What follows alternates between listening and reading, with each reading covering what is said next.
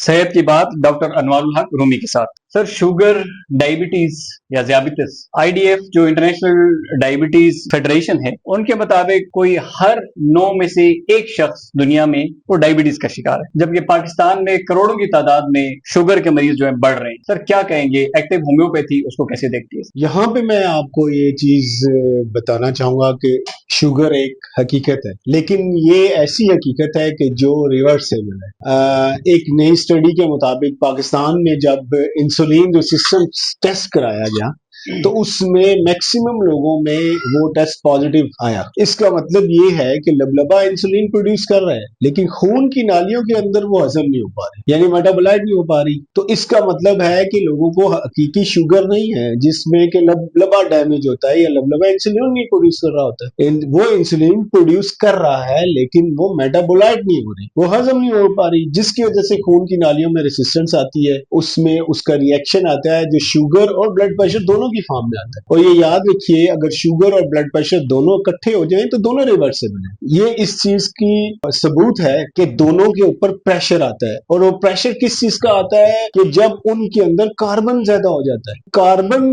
को आप अगर जिस्म से निकाल दें तो आपकी चीजें वो साफ हो सकती हैं, अगर वो साफ होगी तो आपकी अलामात ठीक हो सकती हैं। डॉक्टर साहब, आपने ये फरमाया कि शुगर और ब्लड प्रेशर जैसे मर्ज हैं वो ठीक हो सकते हैं, वो रिवर्स हो सकते हैं। बिल्कुल रिवर्स हो ये सकता तो है। हमारे व्यूअर्स के लिए एक ब्रेकिंग न्यूज होगी। आसान उसमें इसका ये है कि जैसे कि आपने अपने घर में किचन में बर्तन धोए और आपकी जो ड्रेनेज की नाली है वो बंद हो जाती है, और अगर आप उसमें गर्म पानी डालते हैं या कोई भी आप डिटर्जेंट या लिक्विड ऐसा डालते हैं, आप देखते हैं कि थोड़ी देर में ऑटोमेटिकली वो खुल जाती है। उसमें कोई प्रोसीजर तो नहीं करते ना, एक नेचुरल उसका टेम्परेचर चेंज कर, तो उसके नतीजे में उसकी जो ब्लॉकेजेस हैं वो खुलना शुरू हो जाती है।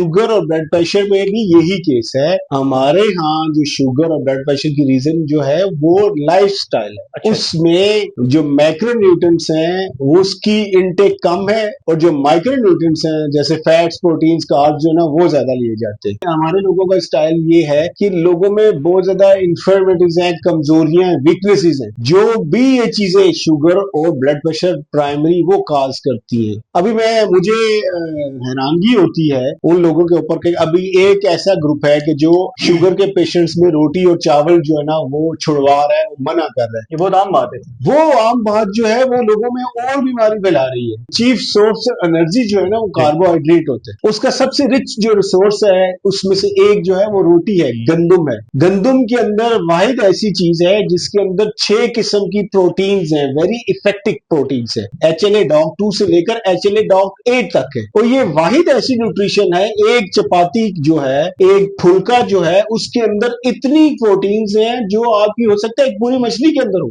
जो एक्टिव होम्योपैथी के पर्सपेक्टिव में बात कर रहे हैं, होलिस्टिक मेडिसिन के पर्सपेक्टिव में बात कर रहे हैं कि वो मरीज जिनको रोटी खाने से मना कर दिया गया है क्योंकि उनकी शुगर की या ब्लड प्रेशर की हिस्ट्री है, वो रोटी और चावल खा सकते हैं। बिल्कुल खा सकते हैं। अगर रोटी और चावल खाना छोड़ देते हैं तो उनमें सबसे ज्यादा जो है वो कमजोरी पे आ जाएंगे, वीकनेस के ऊपर आ जाएंगे, और वीकनेस जो है वो कैंसर तक काज करती है। किस तरीके से आपने रोटी खानी है और क्या चीज हमने ठीक करनी है हम ये बताएंगे। ये हमारा काम ये जो अलामात हैं वो जिस्म में खून की नालियों में कार्बन की ज्यादती की वजह से होती है, जिसकी वजह से उसकी सर्कुलेशन जो है वो रुकना शुरू हो जाती है।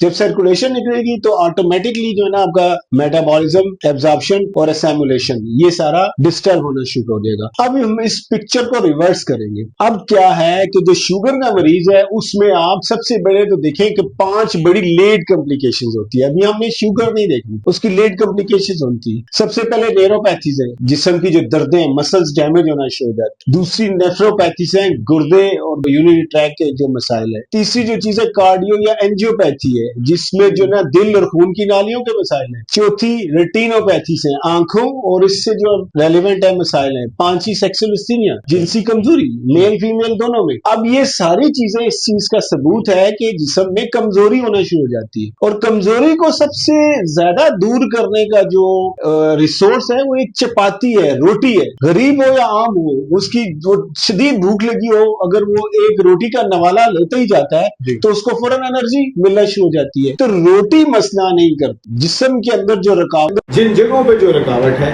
वो अगर उसको क्लियर कर दिया जाए तो आपका इंसुलिन रेसिस्टेंस टेस्ट जो है वो नॉर्मल आ जाता है।